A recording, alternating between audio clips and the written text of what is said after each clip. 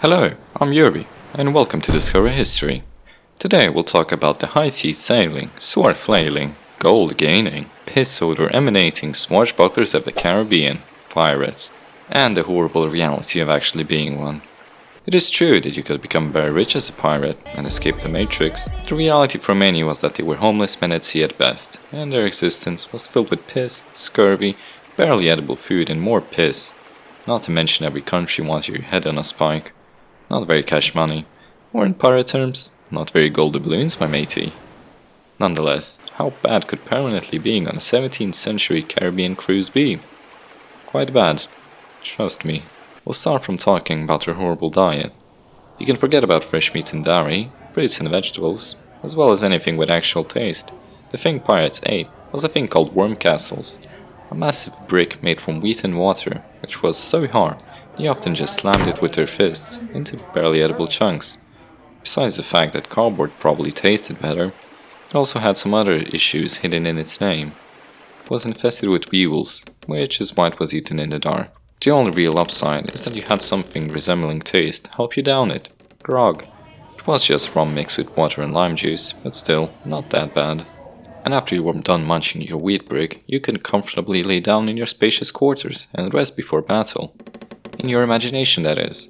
In reality, the ships were packed tighter than sardines with crew, in case a merchant ship actually refused to surrender, which didn't happen that often in reality. They slept on the ground in moldy piss-filled quarters, not knowing if they were tickled by someone's beard or a diseased rat, to a symphony of someone screaming in agony from scurvy. And each morning, if you woke up, you would spend some time throwing the ones that didn't overboard, because diseases, such as the infamous scurvy, stemming from lack of vitamin C and numerous others, in combination with the fact that the crew's carpenter was also the doctor, guaranteed that. And that's another reason why the ships were packed. Alright, so the reality of life on the high seas is not exactly as portrayed by the pirates of the Caribbean, but the thrill of battle and intense duels certainly make up for it, right? Now let's be honest for a second. Would a British peasant be willing to die over a governor's sofa and some sugar? Probably not, that's why most of the time the crews just surrendered. And a few times you could probably get into a scuffle until you died of scurvy. Didn't really involve any dramatic sword fights or swinging from ropes. It was always brutal and chaotic, just waving your cutlass around until you hit something, or you were the something getting hit. And if you were the lucky one, you'd get your cut of the booty, which still left you a brokey, but at least you could get pissed drunk at Port Royal before setting sail, and the cycle repeated. Oh, and as an interesting side note, pirates apparently used Greek fire from time to time, which was basically just a medieval flamethrower.